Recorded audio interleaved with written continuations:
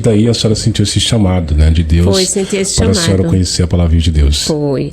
E assim, eu acho que a gente, o bom entendedor, né, eu acho que as pessoas têm que olhar mais, que tudo que está acontecendo hoje de errado no mundo, todo mundo fica sabendo, mas o que é certo é difícil, né, que a pessoa assim pode até passar aquela mensagem para alguém ou falar da obra, mas ninguém vai prestar atenção de jeito nenhum, a não ser que seja uma pessoa que já esteja sentindo aquela falta, né, de Deus, que as coisas estão erradas, que vai sentindo que a igreja não está fazendo tudo como era antigamente, que o padre celebrava de frente para o sacrário, que a Eucaristia era com maior respeito, dado na língua e de joelho, as mulheres se vestiam bem.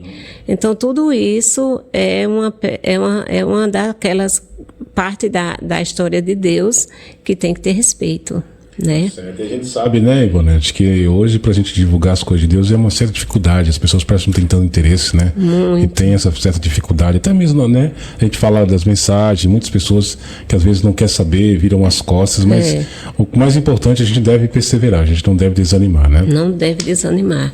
É assim, o que eu tenho de dizer para as pessoas é que rezar não é demais, porque às vezes a gente está rezando, aí não, está rezando demais, chama de beata, e aí a gente fica de mãos atadas, né? Por quê? Porque tudo é mal visto. Não é demais, rezar não é demais. Isso mesmo. E como é que foi aí na questão da conversão, da modéstia, né? Que a senhora viu que ali todo mundo bem vestido. Foi difícil a senhora aderir a essa mudança? Não foi difícil. É porque, assim, foi difícil um pouco para que as pessoas me vissem, né? E difícil eu dizer a elas que eu tinha que me vestir modéstia, porque Nossa Senhora não vestia short, Nossa Senhora não vestia roupas escandalosas, inclusive dentro da igreja. A gente não pode ir mal vestido, mas uma roupa, eu fui começando a fazer a roupa abaixo do joelho, um pouquinho, né? E assim, depois a gente ia vendo que aquela roupa já não estava dando certo. Aí aumentando um pouquinho mais, e as blusas também de manga, eu já tinha jeito assim de não andar mal vestida, só que vestia calça, vestia short, né? Mas um dia minha filha, eu sonhei em 2019, vê mesmo, que eu estava num canto assim, aí minha filha estava varrendo, aí nisso o céu começava a abrir, sabe? As nuvens fazendo balanço, saía a imagem de dentro do céu. Foi em 2019. Aí ela gritava e dizia: mãe, vamos vestir a roupa porque Jesus está voltando. Então eu senti que a gente tem que estar vestido. Então tudo a gente vai vendo, né? Vai vendo, vai tendo sonhos, vai começando a rezar melhor. Então a senhora já tinha essa consciência da modéstia, né? Da igreja, de andar bem vestido, né? Eu já estava se afastando dessas coisas porque eu tinha medo. Hoje as pessoas têm essa dificuldade, né, na questão da modéstia, né, de dar roupa, tem a dificuldade de buscar as vestimentas.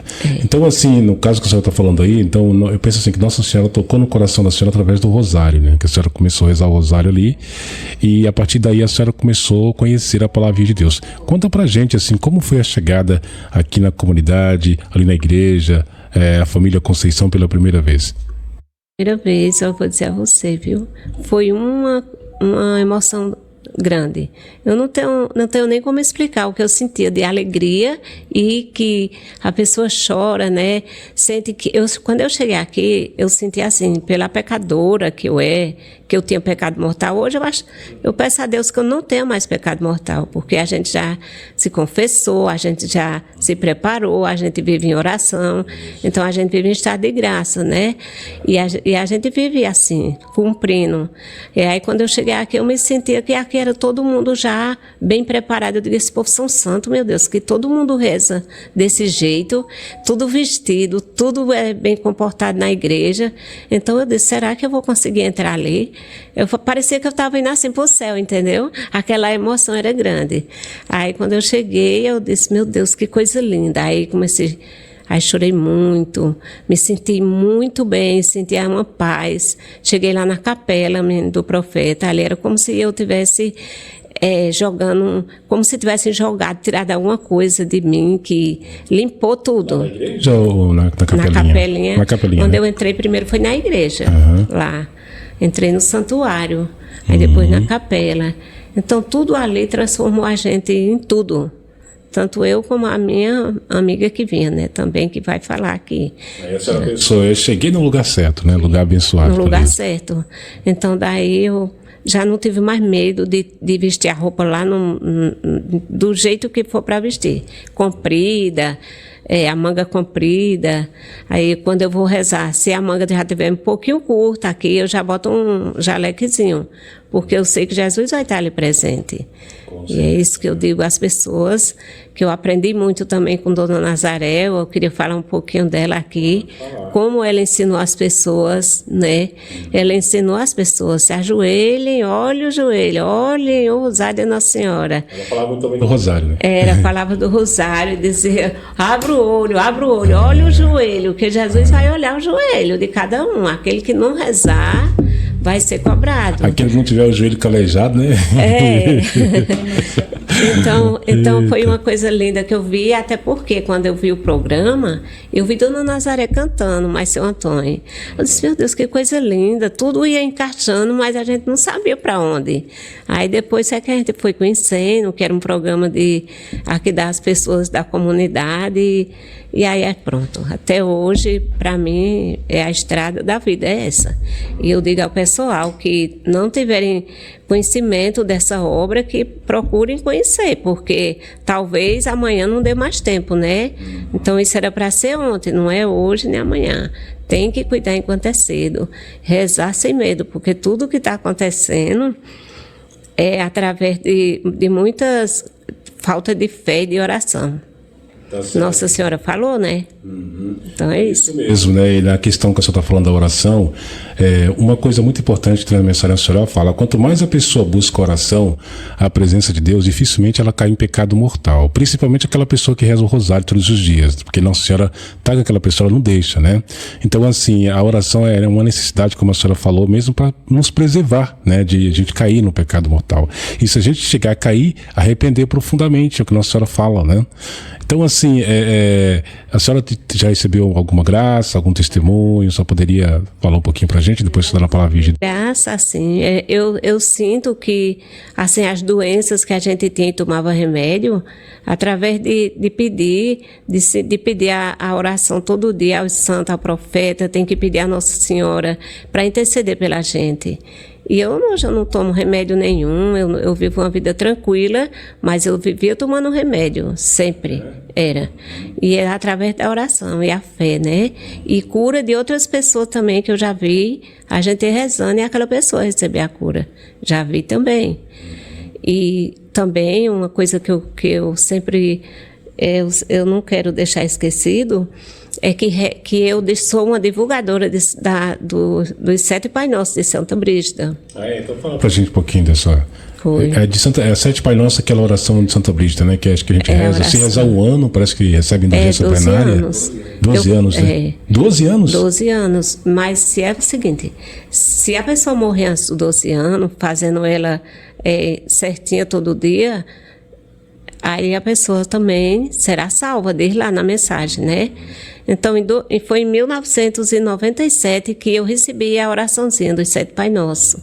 E comecei a rezar, e aí eu senti que quando a gente reza Santa Brígida, eu rezo assim, não preciso de livro, entendeu? Porque eu já sei ler, sabia, no instante eu aprendi. Aí ela salva a pessoa, viu? Ela salva. Todos os anos, durante 12 anos. Ah, tá, mas tem os 7 Pai Nosso e tem alguma contemplação? Não, tem, é só os 7 Pai Nosso. Tem os 7 Pai Nosso e tem a jaculatória, umas oraçãozinhas em cada Pai Nosso, né?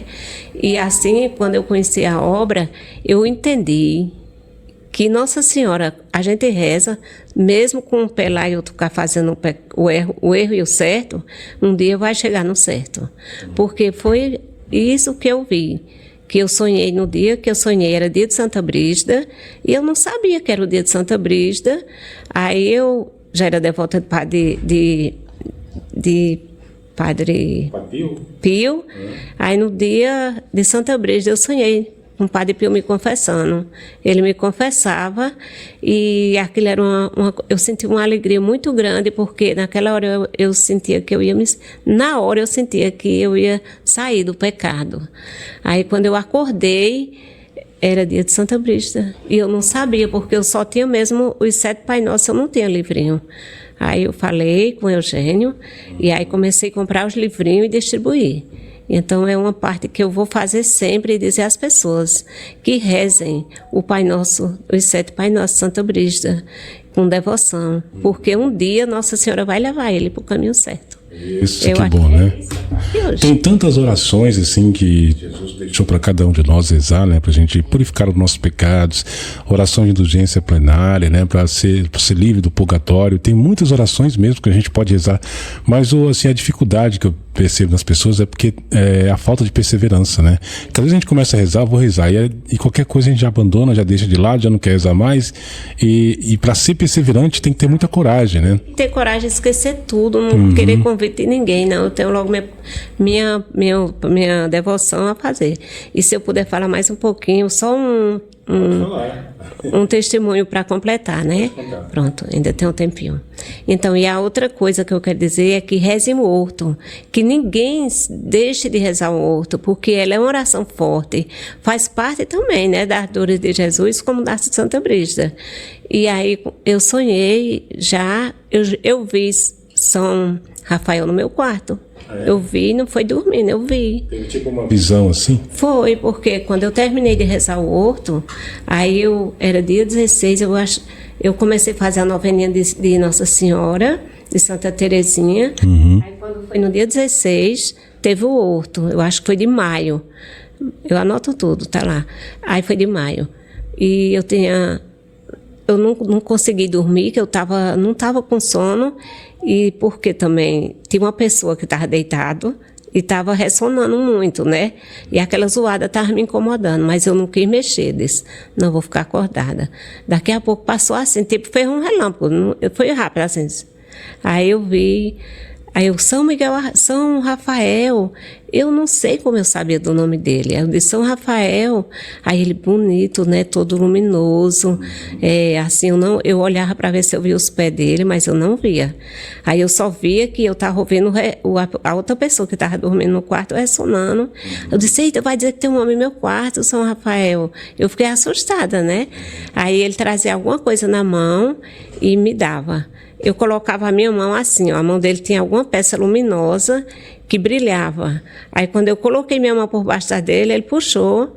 Aí eu coloquei de novo, ele puxou de novo. Aí eu entendi na hora que eu tinha que colocar entre as duas mãos dele. Aí quando eu coloquei, aí saiu um perfume. Era um perfume? Perfumou o quarto. Aí daí o perfume, eu não vi mais ele. Mas eu continuei lá acordada. Foi isso. E é através de quê? Das noveninhas, né? Das orações fortes, né? Que Jesus pede, que a gente saia da vida, né? E que cuide de fazer o que Ele pede. Ser obediente. Ser obediente às orações, é muito importante. As orações, Nossa Senhora, através da nossa fé, na nossa mãe, né? Com certeza. A gente não pode deixar de rezar, obedecer a ela. E o rosário, assim, para a senhora rezar o rosário pela primeira vez, a senhora teve uma certa dificuldade? Conta pra gente aí. Não, porque eu já rezava o texto de vez em quando. Então para rezar ficou mais fácil, né? Já rezava.